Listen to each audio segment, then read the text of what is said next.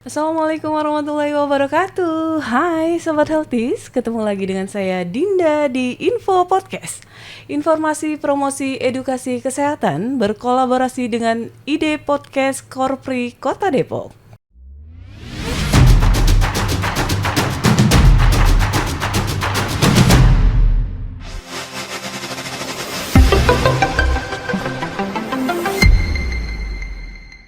Oke Sobat Healthies, tanggal 1 Desember kemarin kita memperingati Hari AIDS Sedunia dengan tema Satukan Langkah Cegah HIV, Semua Setara Akhiri AIDS.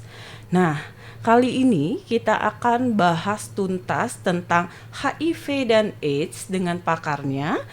Kita sudah kehadiran narasumber kita, yaitu Dr. Ardian SPPD dan juga Mas Hilmar dari Dinas Kesehatan Kota Depok. Ya, Assalamualaikum. Waalaikumsalam warahmatullahi wabarakatuh. Mas Hilmar, terima kasih sudah hadir di Info Podcast. Nah, kali ini kita akan bahas nih tentang HIV AIDS karena tanggal 1 Desember kemarin kita sudah memperingati Hari AIDS Sedunia. Ya. Seperti yang kita ketahui kan setiap tahunnya di Indonesia ini angka kasus HIV itu cenderung meningkat, bukan begitu ya? Nah, jadi menjadi masalah kesehatan di Indonesia, tidak hanya di Indonesia sebenarnya ya, tapi juga di dunia seperti itu. Nah, Sobat Healthies nih, Dr. Ardi pengen tahu apa sih itu HIV AIDS. Boleh tolong jelasin dong, HIV AIDS itu apa? Ya, terima kasih. Jadi sebenarnya HIV itu adalah penyakit infeksi. Penyakit infeksi yang disebabkan oleh virus. Ya, penyakit infeksi yang disebabkan oleh virus. Kebetulan virus ini menularkan atau masuk ke dalam tubuh kita akibat dari perilaku yang beresiko. Perilaku beresiko bisa bermacam-macam, ya. Jadi perilaku beresiko itu misalnya perilaku seksual yang beresiko, pasangan yang berganti-ganti, ya. Kemudian LSL atau hubungan sejenis, atau kemudian tenaga kesehatan termasuk kelompok yang beresiko karena dia bisa tertular, misalnya tertusuk jarum misalnya, gitu. Jadi intinya adalah bahwa virus itu bisa masuk ke tubuh kita, kemudian bisa menularkan atau menyerang sel limfosit atau sel pertahanan tubuh kita. Dan akhirnya akibat dari diserang oleh sel pertahanan tubuh itu sehingga turun. Jadi ABRI atau daya pertahanan sel pertahanan tubuh kita itu turun. Jadi ketika ada infeksi virus lain atau kuman yang menyerang, kita nggak punya daya tahan tubuh. Jadi kita nggak punya tentara gitu. Jadi itu yang diserang oleh HIV, akibatnya daya pertahanan tubuh kita turun. Ya akhirnya kita bisa terkena infeksi macam-macam. Ya, jadi intinya adalah bahwa HIV itu infeksi virus yang menyerang sistem pertahanan tubuh kita. Gitu intinya itu. Ya. Baik, jadi HIV itu Human Immunodeficiency Virus, ya. Yang virus yang menyerang daya tahan tubuh, ya, begitu ya dok ya. Ya. Jadi kita kan ibarat tubuh kita nih ibaratnya kerajaan yang punya bala tentara begitu kan dok ya. Terus masuklah virus HIV itu menyerang daya tahan tubuh kita atau tentara-tentara di dalam tubuh kita. Jadi apapun penyakitnya, kata Dokter Ardi tadi masuk nanti bisa cepat tertular jadi, gitu. Ya, misal toksoplasma. Kalau kita semua ini daya tahan tubuh kita cukup, ada infeksi atau kuman parasit tokso masuk, nggak masalah gitu. Tapi akan menjadi bermasalah ketika ada infeksi HIV di dalam, akibatnya tentara atau pertahanan tubuh kita nggak ada gitu. Itu jadi timbul penyakit yang macam-macam, itu sebenarnya intinya. Oke, jadi dia menyerang daya tahan tubuh manusia begitu ya dok ya.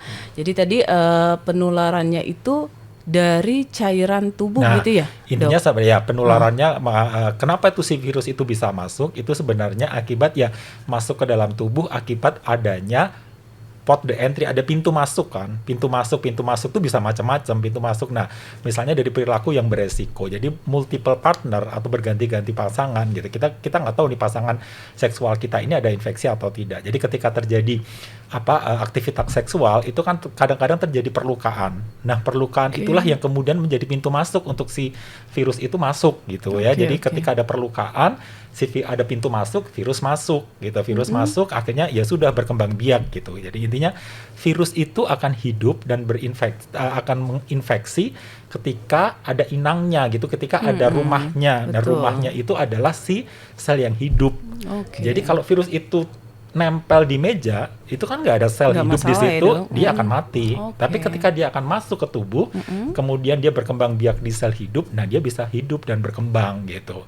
Masuknya lewat perilaku yang beresiko itu gitu.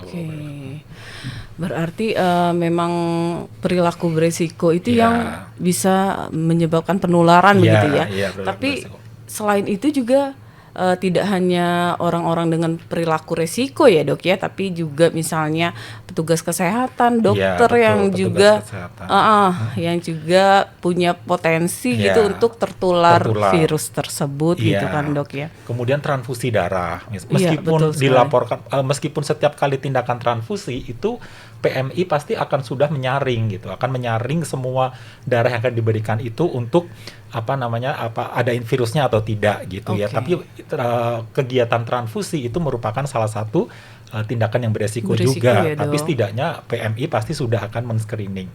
Kemudian yaitu tadi kalau tenaga kesehatan itu dari tertusuk jarum itu kan itu kecelakaan kerja istilahnya kan, kecelakaan kerja.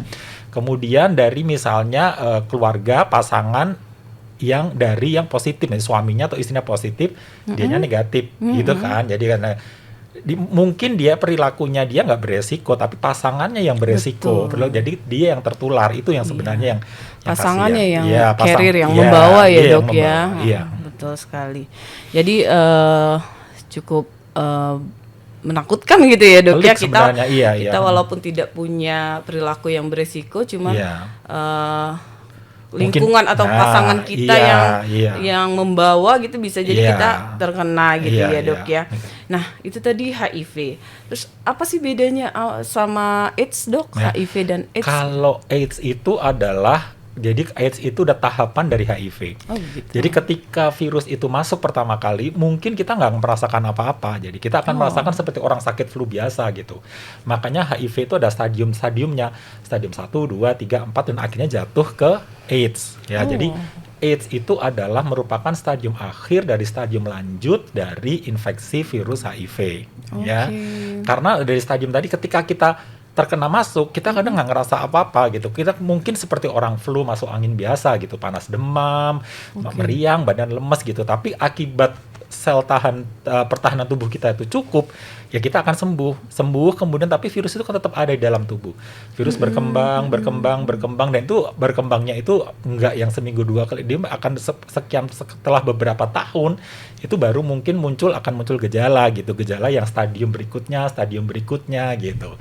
Jadi biasanya ketika 5 tahun virus itu sudah ada dalam tubuh, nah itu gejalanya mulai turun tuh. Kalau tidak diobatin, nah gejalanya mulai muncul. Mungkin udah mulai diare, ada sariawan, panas demam kok nggak sembuh gitu ya, diare udah diobatin, dipikir diare biasa kok tidak hilang. Kemudian yang sering juga ketangkep dari tiba-tiba dia kena TBC. Kena TBC, kemudian dicek nih, kan program nasional itu semua pasien TBC itu kan wajib diperiksa HIV. Karena mereka itu deket, jadi mereka tuh banyak yang orang TB kena HIV, orang HIV juga kena TB gitu kan. Jadi kadang kok tiba-tiba dia kena TBC nggak ada apa-apa gitu, nggak ada apa kena TBC. Ketika dicek, oh ternyata dia HIV. Itu banyak sekali tuh. Jadi kita nangkep pasien HIV itu dari orang-orang dengan TB. Ya, orang dengan TB. Jadi gitu. Jadi AIDS itu merupakan gejala akhir atau gejala lanjut dari perjalanan si infeksi HIV itu gitu. Jadi kalaupun kita in case virus HIV itu masuk ke dalam tubuh kita begitu ya dok, itu gejalanya itu seperti tidak ada Iya, penyakit apa-apa kayak gitu iya, ya, kayak belum flu, ada. flu biasa. Oh, Karena oke, makanya gejala awal gejalanya. panas demam sehari Oke. 2 hari.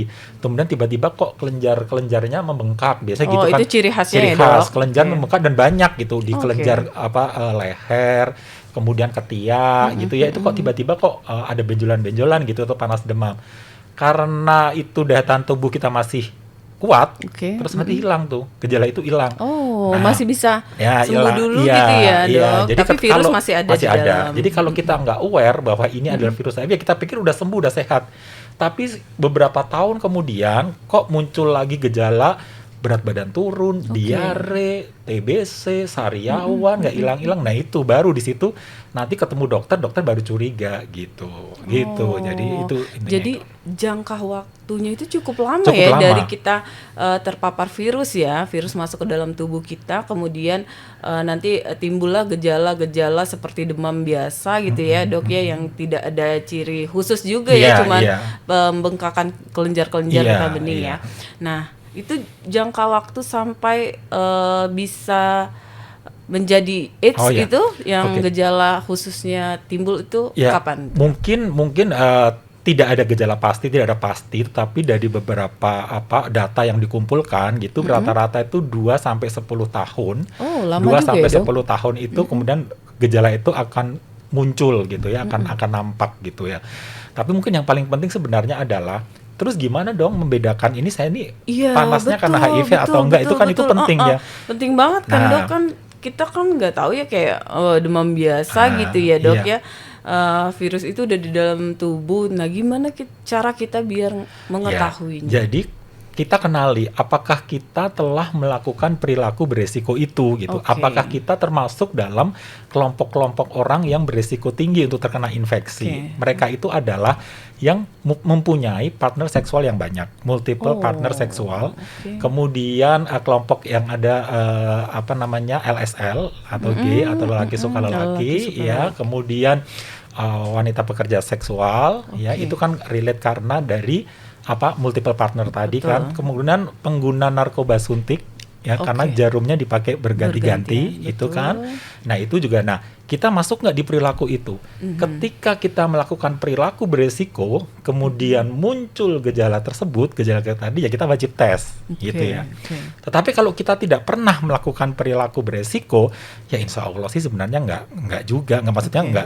nggak ada infeksi itu, karena nggak mungkin tiba-tiba ujuk-ujuk si virus itu masuk ke kita tiba-tiba tanpa ada apa-apa ya, terus kemudian tiba-tiba kita kena HIV, ya nggak bisa begitu juga gitu ya. Betul, Tapi betul. misalnya kemudian kita tertusuk, misal tenaga kesehatan nih, tenaga kesehatan kecelakaan kerja tertusuk jarum si pasien yang HIV positif Betul. gitu ya. Kalau kita tertusuk jarum, apakah kemudian itu langsung kita kena HIV? Itu perlu proses juga Oh, ya, gitu. tidak serta-merta langsung kita kena HIV.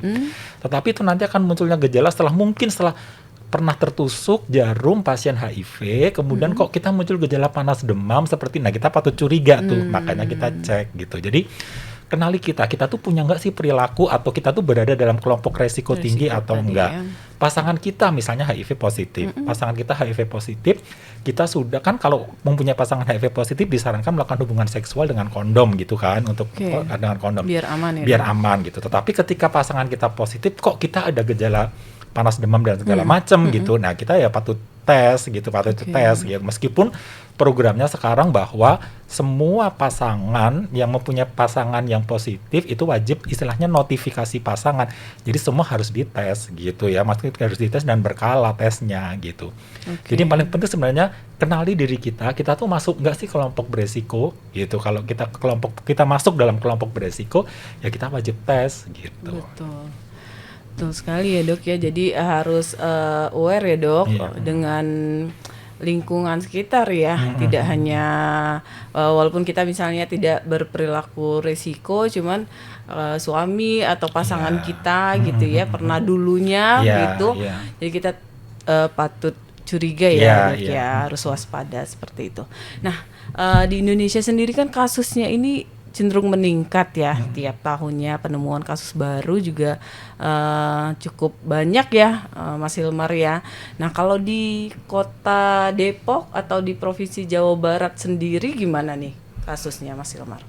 Iya, Mbak Dinda, ini sebelumnya saya memanggilnya Mbak Dinda apa Bu Dinda nih? Mbak Dinda Mbak aja. Dinda. Baik, terima kasih. Jadi memang Ya. Mbak Dinda secara tren temuan kasus HIV baru ya itu cenderung meningkat secara Indonesia maupun level kabupaten kota. Mungkin memang hal ini disebabkan dengan angka tes terhadap sasaran-sasaran SPM, yaitu standar pelayanan minimal terkait dengan orang dengan risiko infeksi itu semakin masif dilakukan Oke. kepada ibu hamil, terus kemudian kepada penderita TB, kemudian juga kepada warga binaan permasyarakatan, kemudian juga terhadap populasi kunci yang tadi disebutkan oleh Dr. Ardi. Iya. Seperti itu. Jadi untuk di Kota Depok sendiri itu di tahun 2021 memang ditemukan angka 199 angka positif baru. Kasus baru Ya betul, berdasarkan SIHA. SIHA itu adalah Sistem Informasi HIV/AIDS yang memang diberikan Kementerian Kesehatan pada setiap kabupaten kota untuk sistem pencatatan pelaporan terkait dengan pencegahan dan pengendalian HIV/AIDS. Seperti itu, Mbak Dinda. Jadi memang untuk strategi itu kita itu di Indonesia di kementerian itu biasanya dikenal dengan 3-0. Jadi 3-0. 3-0 itu yang zero pertama itu adalah nanti untuk di 2030 untuk targetnya tidak ada ditemukan lagi kasus HIV baru. Kemudian zero yang kedua itu adalah tidak ditemukannya lagi kematian akibat AIDS. Tadi AIDS yang telah disampaikan oleh Dr. Ardi ya dok ya, bahwa AIDS itu adalah gejala tahapan selanjutnya dari HIV tadi, seperti itu. Kemudian untuk zero yang ketiga itu adalah tidak adanya stigma dan diskriminasi terhadap orang dengan HIV atau biasanya kita menyebutnya ODIF, orang dengan HIV. Nah, untuk mencapai target 3-0 itu Mbak Dinda, itu pemerintah melakukan strategi yang dinamakan STOP. Nah, STOP itu sebetulnya kependekan dari S-nya itu adalah suluh. Kemudian T-nya adalah temukan. O-nya adalah obati.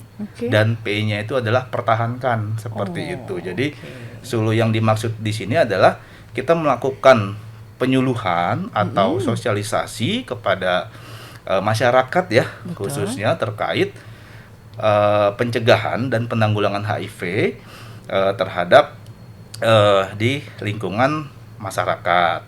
Kemudian untuk yang T-nya temukan, jadi kita pemerintah layanan kesehatan itu melakukan tes kepada sasaran-sasaran seperti tadi ibu hamil, pasien TB, populasi kunci untuk apa? Untuk menemukan barangkali ada yang kasus positif ditemukan pada saat tes. Seperti itu sehingga dengan cepat ditemukan pasien dengan terpapar HIV, cepat juga pengobatannya, dilakukan pengobatannya sehingga dengan adanya pengobatan itu penularan dapat segera dilakukan, dicegah. Terus kemudian ada P ya, pertahankan ya. Habis temukan, tadi obati, kemudian yang P adalah pertahankan. Nah, karena kita tahu untuk untuk HIV ini kan obatnya diminumnya seumur hidup, Mbak Dinda. Jadi seumur hidup ini harus dipertahankan minumnya agar virus dalam tubuhnya menjadi tidak terdeteksi dan dia tidak menularkan ke orang lain. Jadi untuk strategi di stop tadi menggunakan stop tadi, Mbak Dinda, itu bisa dilakukan di dinas kesehatan atau di layanan. Jadi strategi pemerintah ini sudah dilakukan, salah satunya dengan stop tadi ya. Tadi yang diinformasikan Mas Hilmar kalau penderita HIV itu harus minum obat Terus seumur hidup ya, Seumur Dok hidup. ya. Nah, gimana tuh, Dok? Apakah penderita HIV ini bisa sembuh, Dok? Ya, oke. Kalau sembuh dalam arti bahwa virus itu hilang dari tubuh kan nggak bisa, ya. Jadi obat ARV, istilahnya itu obat ARV atau obat HIV yang diminum itu adalah mengusahakan atau mencoba untuk menekan supaya virus itu diem di dalam sel. Jadi Oke. tidak keluar. Jadi tidak keluar artinya tidak beredar di dalam aliran darah. Ketika virus itu beredar di aliran darah, kemudian dia beredar ke seluruh tubuh kita, ya dia akan nemplok di mana, dia akan kemudian akan menginfeksi kan, akan menimbulkan Oke, gejala. oke. Atau ketika dia beredar, kemudian melakukan hubungan aktivitas seksual, jadi kita akan menularkan. Nah, obat itu berusaha untuk mencegah supaya virus itu nggak keluar ke dalam darah, dia diam di dalam sel. Bisa ya. Jadi artinya bahwa obat yang ada itu tidak membunuh, tidak Oh, membunuh, tidak mematikan tidak virus ya, mematikan Dok? virus, Oh. tapi mengontrol, Oke. mengontrol. Jadi tadi kalau ada pertahankan, ya kita pertahankan supaya tetap minum obat, Oke. supaya virus itu tidak beredar di dalam tubuh, supaya dia tidak kemudian nemplok di semua bagian dalam tubuh kita, atau kemudian tidak pindah ke orang lain. Ya minum obat itu. Nah, itu nanti ketahuannya dari mana? Kalau ketika kita itu pertahankan dan kita kondisi bagus, ya kalau kita dicek darahnya, cek pasien HIV itu kita ambil darahnya, kemudian kita periksa, kita hitung jumlah virusnya, itu nggak ada. Oh gitu, Virusnya tidak terdeteksi. Nah, Oke. itu targetnya tidak, tapi bukan berarti bahwa tidak terdeteksi itu sembuh. Itu terkontrol istilahnya. Oke. Dengan tidak terdeteksi itu, ya akhirnya apa? Angka kematiannya jadi zero. Itu kan, itu tujuannya kan Harapannya itu. gitu ya.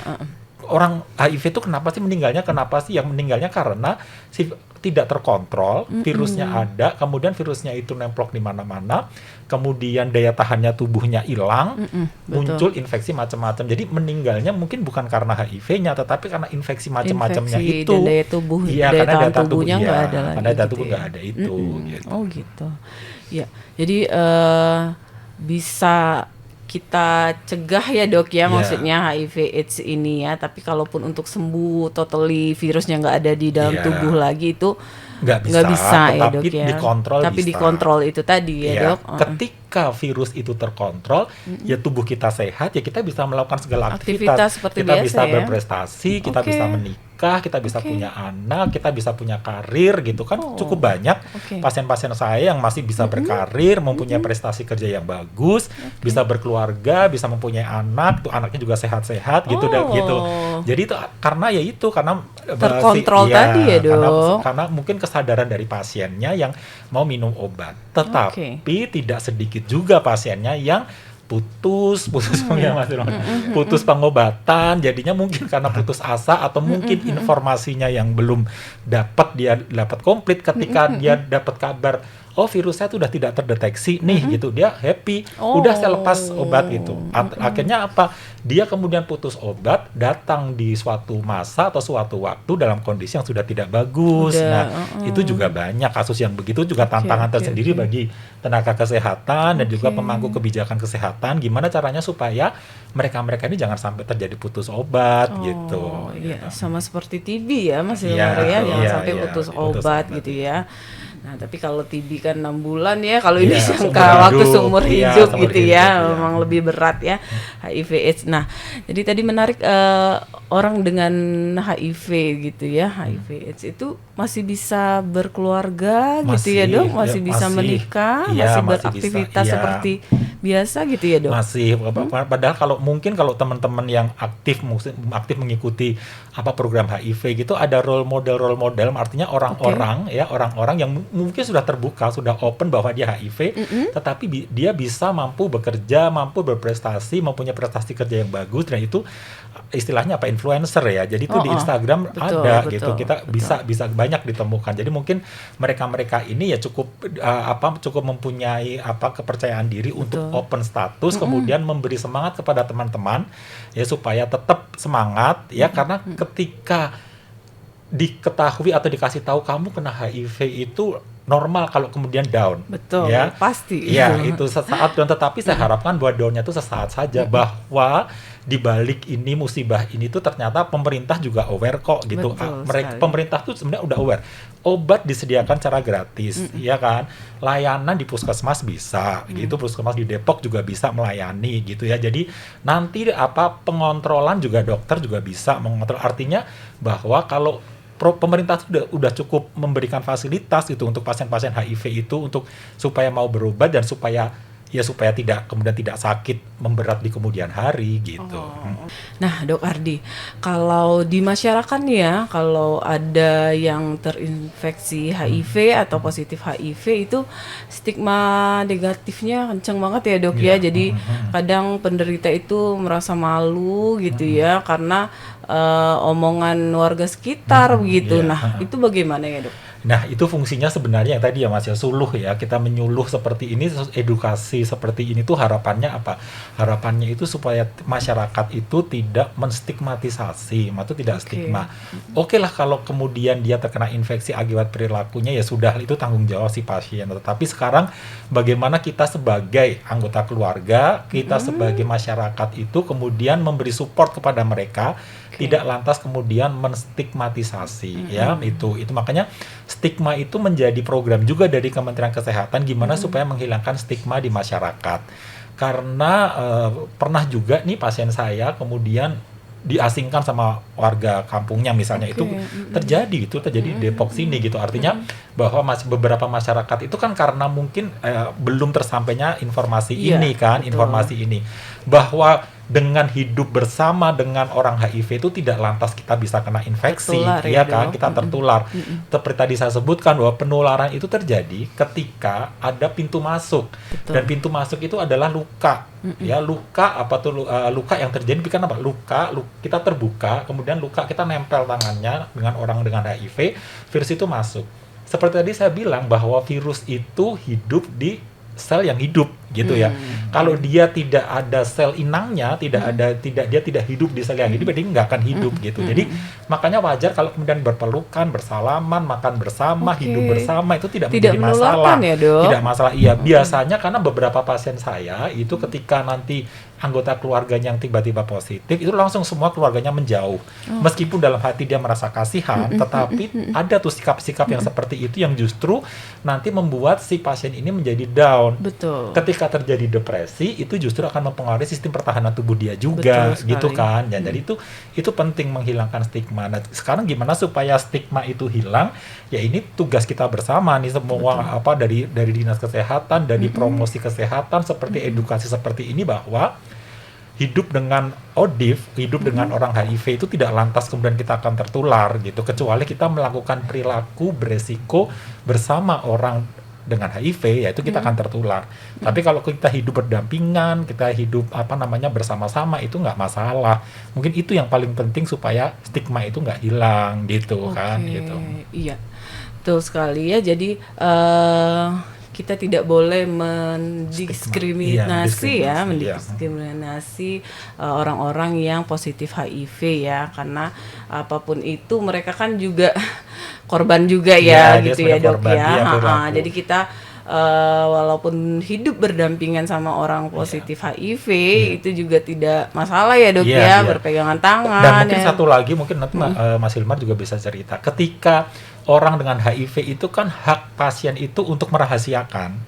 Jadi pasien berhak untuk, Dok tolong saya tidak dibuka statusnya, itu hak pasien. Dan kita sebagai tenaga kesehatan juga harus menghormati. Betul.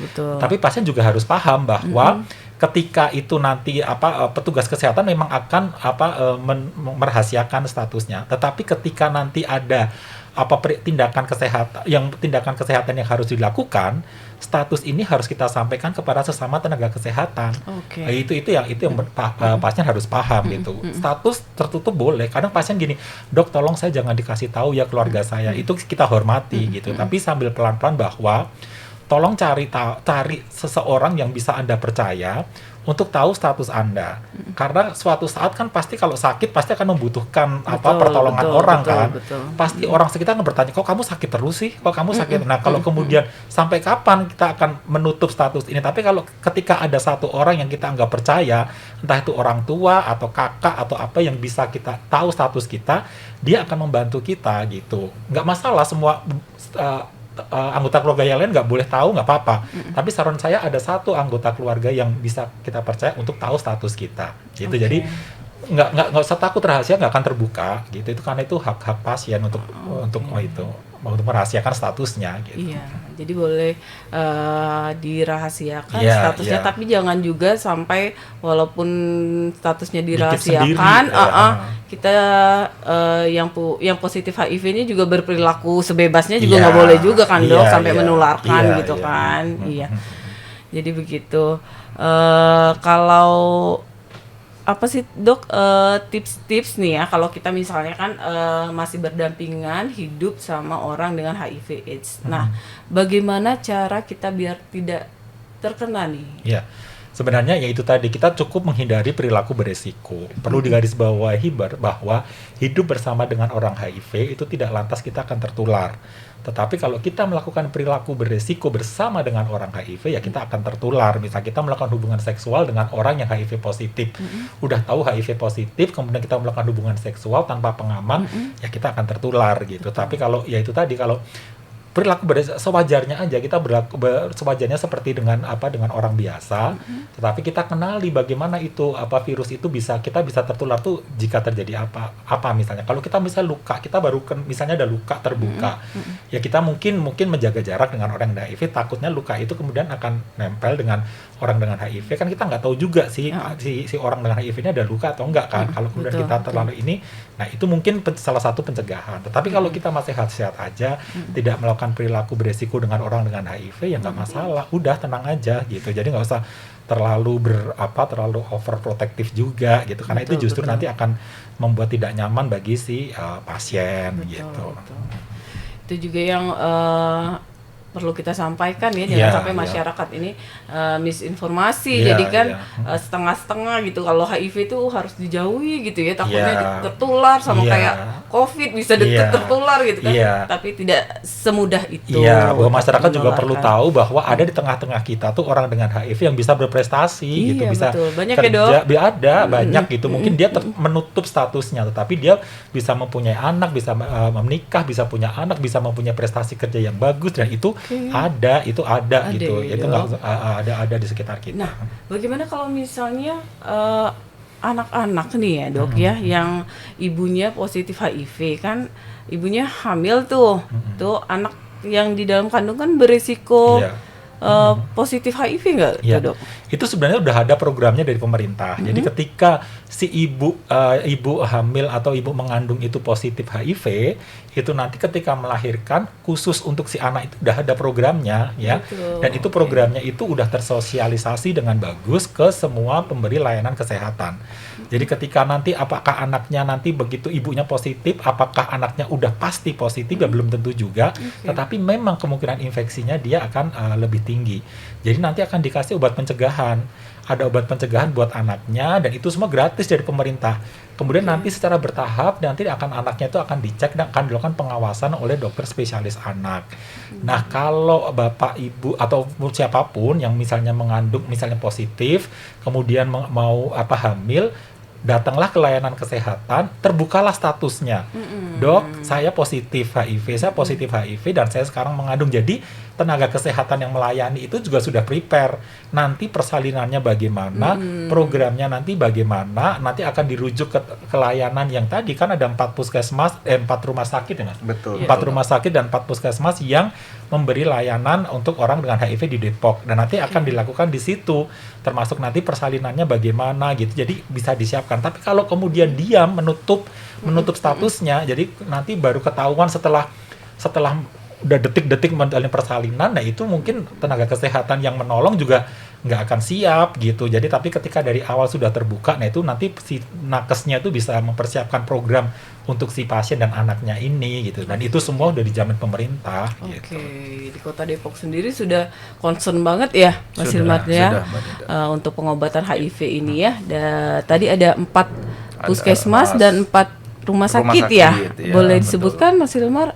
Jadi memang tadi bersambung dengan Dr. Ardi ya terkait dengan pelayanan yang diberikan kepada masyarakat untuk masyarakat Depok yang terpapar HIV khususnya. Jadi memang yang pertama tadi jangan ragu untuk memeriksakan, khususnya tadi untuk sasaran-sasaran standar pelayanan minimal kita, yaitu ibu hamil dan pasien TB yang paling banyak kan ya sasaran ibu hamil kita di Kota Depok dan pasien TB. Karena apabila dia mengetahui statusnya lebih awal, itu untuk diobati, untuk itunya bisa keberhasilan untuk diobatinya bisa lebih ini ya Dok ya, Iya. bisa lebih baik Baik, seperti ya. itu, Oh, Mbak Dinda. Jadi kalau untuk puskesmas itu kita ada 4 puskesmas di Kota Depok, yaitu yang pertama Puskesmas Tapos, Puskesmas Tapos, Puskesmas Tapos, terus kemudian yang kedua Puskesmas Cimanggis, Cimanggis, Puskesmas Cimanggis, terus kemudian Puskesmas Pancoran Mas. Pancoran Mas, oke. Setelah itu Puskesmas Cipayung. Oke, 4 Jadi 4 puskesmas. Jadi 4 puskesmas ini kita harapkan dapat melayani masyarakat atau ODIF, orang dengan HIV, untuk pengobatan yang stadium awal, Oke. yaitu stadium 1 dan stadium 2. Nah, kita juga punya 4 rumah sakit yang melayani untuk dukungan pengobatan ya, Mbak Dinda, yaitu stadium selanjutnya itu selanjutnya biasanya kita sebutnya stadium 3, stadium 4 ya, Dok ya. Iya. Oke. Nah, itu ada di Rumah Sakit Kisah, Kisah ya. Kisah, Di Sawangan ya. betul, Kisah Sawangan, terus kemudian Rumah Sakit Hermina, Oke. kemudian Rumah Sakit Sentra Medika tempat Dr. Ardi ya, Dok ya, Iya, bisa Dok iya. ya. Terus kemudian satu lagi Rumah Sakit Universitas Indonesia. Oh, oke. Seperti jadi kita punya 4 rumah sakit dan juga 4 puskesmas seperti itu, Mbak Dinda. Kita di Kota Depok itu ada yang namanya warga peduli AIDS, kemudian juga ada kader peduli AIDS di 63 kelurahan. Itu memang mendampingi untuk masyarakat yang ingin tahu informasi tentang pencegahan dan penanggulangan HIV/AIDS. Jadi memang keterpaduan dan kesinergian pentahelix dan lintas sektor ini sangat penting Betul. dalam rangka pencegahan dan pengendalian HIV di Kota Depok. Kota Depok, Seperti ya. itu. Betul sekali. Jadi di masyarakat juga warganya pada peduli ya. Betul, perannya sangat Peran penting. masyarakat. Jadi jangan takut penderita HIV itu merasa sendiri ya. Betul, Jangan Mbak. takut Betul. merasa sendiri. Nah, terakhir nih Dokter Ardi, Mas Hilmar, apa sih pesan-pesan untuk penderita HIV/AIDS? Oke, jadi kalau saya sebagai tenaga kesehatan itu intinya adalah ketika semakin awal kita menemukan, semakin awal saya ngobatin pasien HIV itu angka kesembuhannya juga makin tinggi gitu. Jadi artinya ketika sudah misalnya terdiagnosa HIV, cepat datang ke akses layanan untuk mendapatkan pengobatan. Jadi ketemu dengan ketemu dengan para tenaga kesehatan itu tuh masih dalam kondisi yang bagus ya. Karena HIV itu ada erat namanya CD4. CD4 Apa itu, itu adalah sel si ABRI tubuh kita itu tadi yang diserang sama si virus itu gitu. Jadi ketika CD4-nya itu masih tinggi, ya jadi kan masih kuat nih. Jadi obat yang kita berikan itu juga akan mempan gitu Efektif ya, efeknya. Dok. Tapi ketika datangnya udah terlambat gitu ya, udah kondisi udah kurang bagus. Jadi saya sebagai tenaga medis, dokter juga ngangkat ngobatinnya juga akan berat gitu ya. Oke. Jadi ketika terdiagnosa HIV, cepat hubungi akses layanan supaya cepat mendapatkan pengobatan. Betul. Pemerintah sudah baik, pemerintah obat itu udah gratis. Dan kalau sudah dapat obat, ikuti jadwal pengobatan dan jangan sampai putus obat. Betul. Kalau kemudian kita melakukan perilaku beresiko, cepat-cepatlah melakukan tes. Tadi Mas Imar udah bilang tesnya kan gratis ya. Datang aja. Saya melakukan perilaku beresiko. Nggak usah malu, saya mau tes. Nanti kalau positif, cepat diobatin supaya tidak berlanjut. Itu Betul. aja sih pesan saya buat masyarakat. Oke, terima kasih Dokter Ardi. Kalau Mas Hilmar gimana nih Kalau pesan-pesannya? dari saya singkat saja, Mbak Dinda. Jadi pesan saya kepada masyarakat adalah mari kita bersama-sama bersatu padu, bersinergi ya dalam rangka mencegah dan menanggulangi HIV/AIDS ini di masyarakat. Seperti itu saja, dan tidak usah ragu datang ke pelayanan kesehatan ke 38 puskesmas untuk mendapatkan informasi tentang pencegahan HIV/AIDS. Seperti itu, Mbak Dinda. Oke. Terima kasih Dokter Ardi, Mas Hilmar. terima kasih, Luar biasa, seru sekali perbincangan kita hari ini ya, lengkap sekali tentang HIV/AIDS ya. Semoga dengan adanya info podcast tentang HIV/AIDS ini bisa memberikan informasi kepada masyarakat khususnya Kota Depok, warga Kota Depok tentang HIV/AIDS ya. Oke Sobat Healthies, terima kasih sudah menyaksikan info podcast episode kali ini yang membahas tentang HIV dan AIDS. Oke, kita suarakan dulu nih jargon info podcast sama-sama. Info podcast, sehat bersama pasti bisa. Oke Sobat Healthies, mencegah lebih baik daripada mengobati, tetapi mengobati jauh lebih baik daripada tidak terobati. Oke Sobat Healthies, terima kasih banyak sekali lagi, sampai jumpa di episode berikutnya. Bye.